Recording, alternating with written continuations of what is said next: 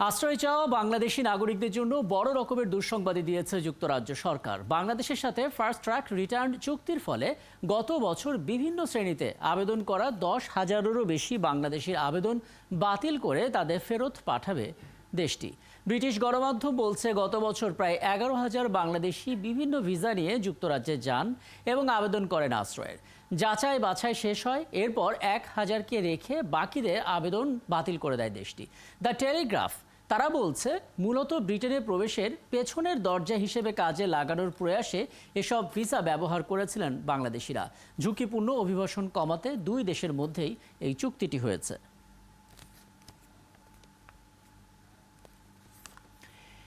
যুক্তরাজ্যে প্রবেশের পর আশ্রয় আবেদনকারীদের মধ্যে সবার উপরে রয়েছে পাকিস্তানিরা। দেশটির প্রায় 17,400 জন নাগরিক যুক্তরাজ্যে থাকতে চান।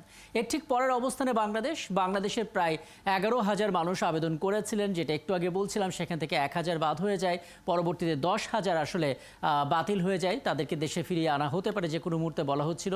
এর পরের অবস্থানে রয়েছে ভারত, সেখানে বা 7,400 জন আবেদন করেছিলেন সেখানে থেকে যাওয়ার জন্য। বিষয়গুলো নিয়ে একটু কথা বলতে চাই। লন্ডন থেকে যুক্ত হচ্ছেন আমাদের সহকর্মী তানভীর আহমেদ। তানভীর, আপনাকে আমন্ত্রণ জানাচ্ছি। শুরুতে একটু স্পষ্ট করবেন, মানে বাংলাদেশ দ্বিতীয় তালিকায়, ব্যাপারটা আসলে কেন একটু বলবেন? আসলে কি পরিমাণ মানুষ কি কারণে এখানে থাকতে চাইছেন? এবং বলা হচ্ছে যে অভিবাসীদের থাকার প্রত্যাশা নতুন কিছু নয়, কিন্তু হঠাৎ করেই বা এই সিদ্ধান্তটা বেশ কড়া আকারে উঠে এলো। এর পেছনের গল্পটা একটু বলবেন, আসলে প্রেক্ষাপটটাও। জি। এটি হঠাৎ করে আসলে নয়, এটি 2017 সাল থেকেই শুরু হয়েছে। এটি একটি ধারাবাহিক প্রক্রিয়া। তবে সংখ্যাটা যেহেতু 10,000, এটি একটু ব্যাখ্যা করার প্রয়োজন রয়েছে। এই 10,000, 11,000 এর মধ্যে 5% আসলে তাদের অ্যাসাইলাম আসলে গৃহীত হয়েছে।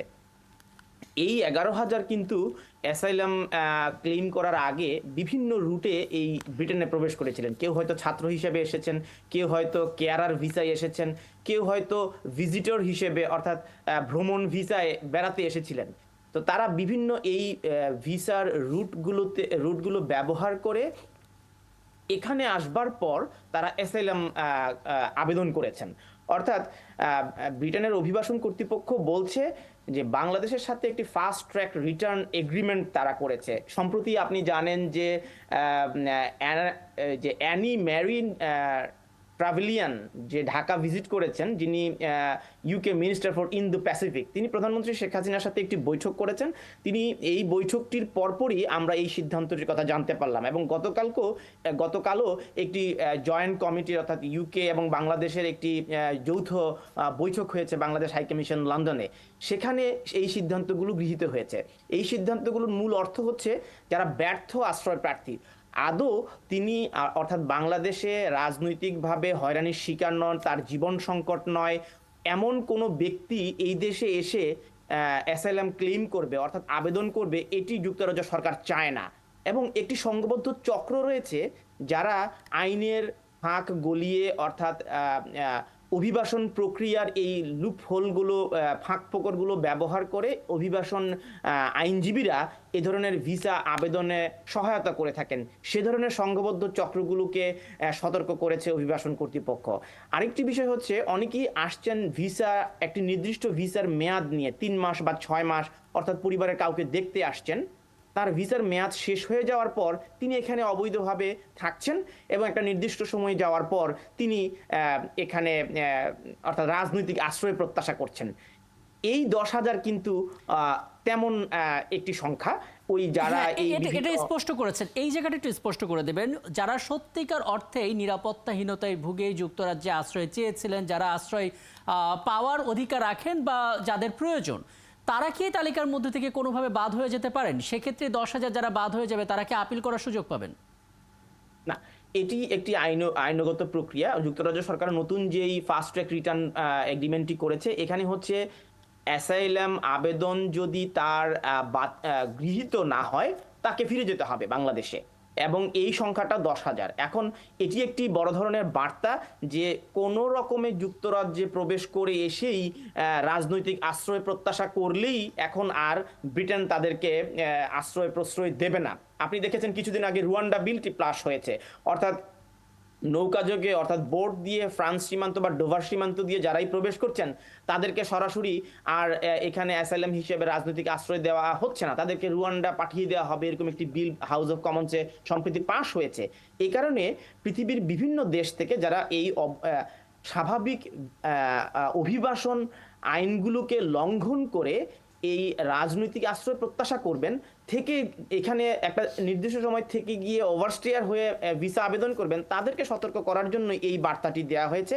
এবং এই আইনটি করার মাধ্যমে, এই চুক্তিটি করার মাধ্যমে এখন ইমিগ্রেশন যারা এখানে ওভারস্টেয়ার তাদেরকে ধরে একদম সরাসরি বাংলাদেশে পাঠিয়ে দেওয়ার এরকম পরিকল্পনা হয়েছে। কিছুদিন আগে আমরা দেখেছি বাংলাদেশি বংশোদ্ভূত এলাকা হোয়াইট চ্যাপেলে অভিবাসন কর্তৃপক্ষের গাড়ি এসেছে, সেখানে আপনার অভিযান চালিয়ে অবৈধ ইমিগ্রেন্টদেরকে ধরা হচ্ছে। আর আপনি দেখুন, বাংলাদেশ হাই কমিশন লন্ডন থেকে একটি আমাদেরকে প্রেস নোট দেওয়া হয়েছে, সেখানে বলা হয়েছে যে বাংলাদেশ শীর্ষ 10-এর তালিকায় নেই, কিন্তু আমরা অভিবাসন কর্তৃপক্ষের যে ওয়েবসাইট সেখানে আমরা দেখছি যে বাংলাদেশের শীর্ষ 5টি দেশের মধ্যে বাংলাদেশ অন্যতম। আমি তানভীর, এখানে আমরা না হয় একটু পরে এটা নিয়ে কথা বলবো যদি সময় হাতে থাকে। কয়েকটি মৌলিক বিষয়টি জেনে নিতে চাই। আপনি নিজেও জানেন যে আসলে আমাদের দেশ থেকে অনেকে হয়তো রাজনৈতিক আশ্রয় নিয়ে কোনো না কোনো দেশে গেছেন, সেটা যুক্তরাজ্য হতে পারে বা যুক্তরাষ্ট্র হতে পারে। তারপর সেখানে গিয়ে যেটা করছেন যে ওখানে বসেই সোশ্যাল প্ল্যাটফর্মে দেশের বিরুদ্ধে নানা রকমের বক্তব্য দিচ্ছেন।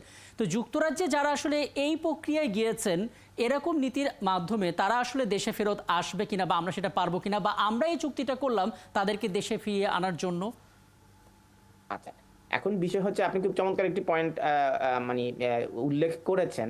কেউ আসছেন ছাত্র ভিসায়, কেউ আসছেন হয়তো পারিবারিক ভিসা, যেটা আমি আগেও বলেছি। এসেই এখানে তিনি দেখা যাচ্ছে সামাজিক যোগাযোগ মাধ্যমে সরকার বিরোধী অর্থাৎ রাজনৈতিক বিষয়গুলোতে যুক্ত হয়ে পড়ছেন। কেউ হয়তো পার্লামেন্টে যাচ্ছেন, বিক্ষোভ প্রদর্শন করছেন। আমরা এখানে এমনও বক্তব্য শুনেছি, রাজনৈতিক দলগুলো অর্থের বিনিময়ে এই ধরনের সনদপত্র দিয়ে থাকে। অর্থাৎ বাংলাদেশের রাজনৈতিক দলগুলোর শাখাগুলো এখানে বিদেশের মাটিতে তাদেরকে সনদপত্র অর্থাৎ একটি লিখিতভাবে সার্টিফিকেট দিচ্ছেন তিনি রাজনৈতিকভাবে বাংলাদেশে হয়রানির শিকার। তো এই বিষয়গুলো আমরা বিভিন্ন সময় পেয়েছি, এবং তিনি পার্লামেন্টের সামনে বিক্ষোভ করছেন, দূতাবাসের সামনে বিক্ষোভ করছেন, অর্থাৎ বাংলাদেশের রাষ্ট্র প্রধানরা আসলে সেখানেও বিক্ষোভ করছেন। তো এই ছবিগুলো আবার তারা ইমিগ্রেশন কর্তৃপক্ষের কাছে পাঠাচ্ছেন। তিনি বাংলাদেশের বড় একটি রাজনৈতিক দলের কর্মী, এ কারণেই তাকে বাংলাদেশে গেলে তাকে রাজনৈতিকভাবে হয়রানি করা হবে, তাকে মামলা দেওয়া হবে, তার জীবন সংকট হবে। তো এগুলো যাচাই বাছাই করার পর কিন্তু আদতে আর টেকে না। যেমন 11,000 আবেদনকারীর মধ্যে মাত্র 5% অর্থাৎ জেনুইন রাজনৈতিক আশ্রয়ের জন্য বিবেচিত হয়েছেন। তাহলে 10,000ই এই ধরনের ফাঁকফোকর ব্যবহার করে তারা এখানে রাজনৈতিক আশ্রয় প্রত্যাশা করেছেন। এটি ইউকে সরকারের অর্থাৎ ব্রিটিশ সরকারের নজরে এসেছে, তারা এই বিষয়টিকে বারবার সতর্ক করেছেন।